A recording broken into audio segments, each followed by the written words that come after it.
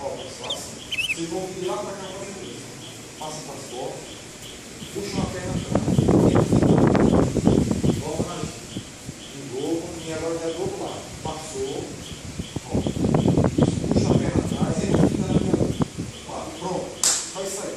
Aí todo mundo vem fazendo. Você vai pegar um paredão assim. Chegou o bico, terminou. Volta lá para trás para fazer o outro. Vai. Pessoal vai ver. Se quiser fazer esse lado tudo bem, se quiser fazer lá. Ó.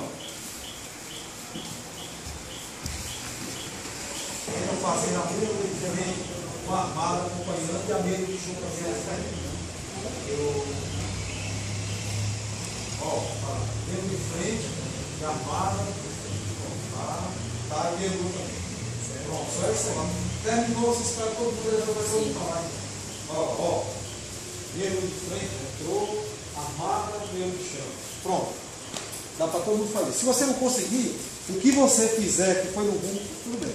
Porque treinamento é assim. Porque tem um pessoal que quer fazer tudo certo na primeira lapada. Não é, treinamento é para a gente errar mesmo. Na hora. Porque tem gente que erra aí fica com vergonha. Não. Treino em silêncio. Você erra, vai lá, acerta depois.